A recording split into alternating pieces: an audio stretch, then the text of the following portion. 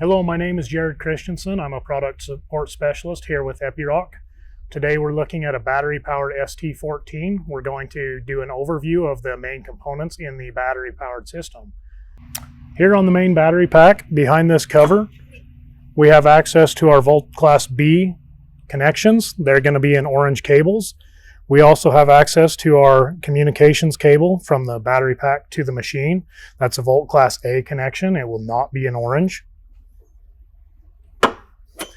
Down here at the bottom of the battery pack, we have the cam locking rods that secure this battery pack into the frame of the machine. Here we have the quick connect coupling for a water hose to flood this battery pack in case of an emergency. Over here we have the display for the fire suppression system, which is specific to the battery pack itself. This is the charge port for the CCS charge connection. This is the diagnostic port for any programming or diagnostic codes needed on this battery pack. And this is the lockout disconnect switch for the battery pack itself. Up in the louvers, there is a pressure gauge which reads the water pressure for the cooling system on the battery pack. Up in here is the discharge resistor.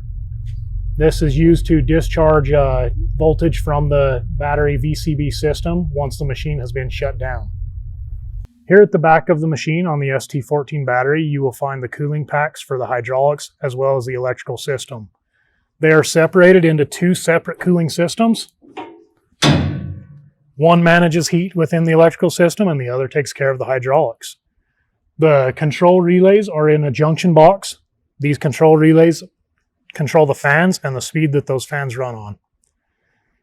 Here at the back of the machine, we also have a tow hook recovery. This has an actuator that pulls hydraulic pressure from an accumulator to release the park brakes in the event of towing recovery.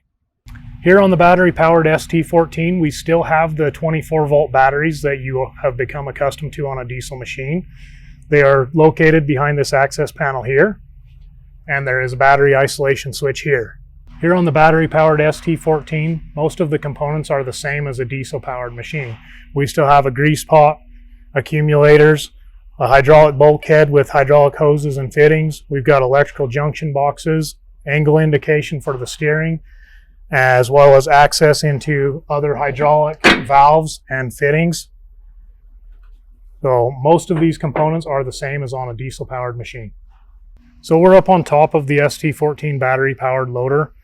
Up here is where there are some pretty big differences between the battery-powered machine as well as compared to the diesel machine. Down here in the back, we have a distribution box for the high voltage DC power. So down here we have the auxiliary motors inverter. This is the auxiliary motor itself, which powers the hydraulics. And down here in the other side is the inverter for the drive motor. The drive motor itself sits down underneath this overflow for the coolant. Then over here on this other end, we have the actual hydraulic pumps, which are powered off of a split drive from the auxiliary motor. The auxiliary and the drive motor are three-phase AC motors powered from the inverters off of the DC. Thank you for watching. For more information, please contact your local Epiroc dealer or service center.